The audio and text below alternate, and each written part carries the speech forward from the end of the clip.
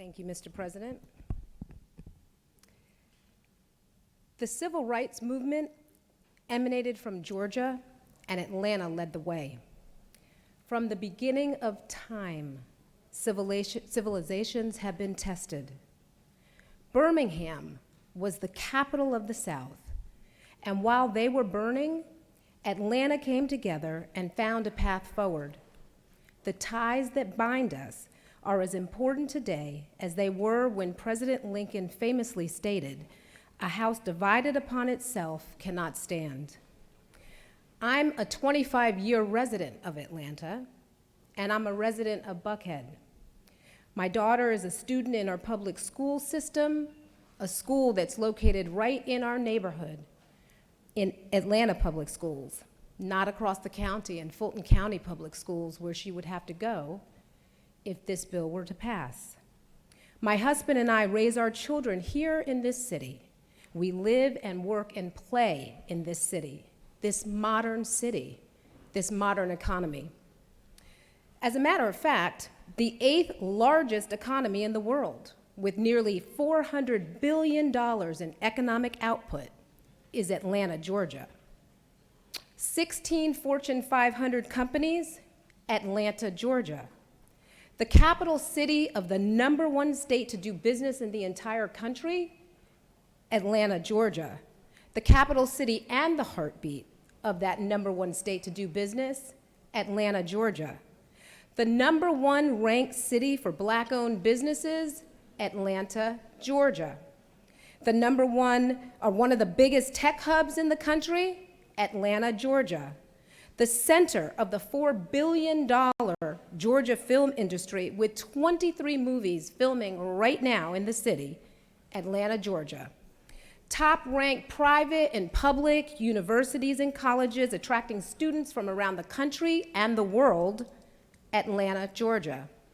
3 Super Bowls, multiple All-Star games, college football playoff championships, NCAA Final Four, men's basketball championship, and the upcoming 2026 World Cup, all in Atlanta, Georgia. We can boast the College Football Hall of Fame and the SEC Championship, Atlanta, Georgia.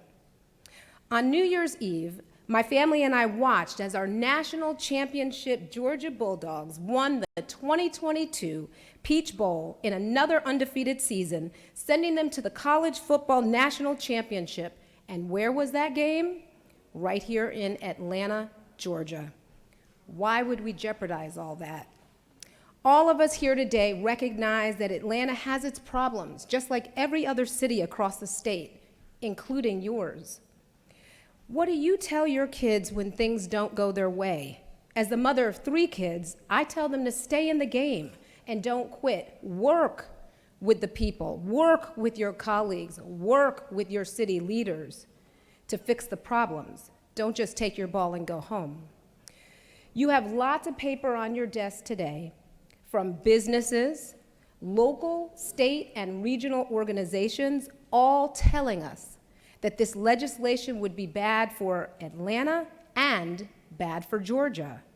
We've seen the legal questions that have been raised and asked, and there are major questions, as you've already heard, to the legality, the constitutionality, and the practicality of breaking apart this city.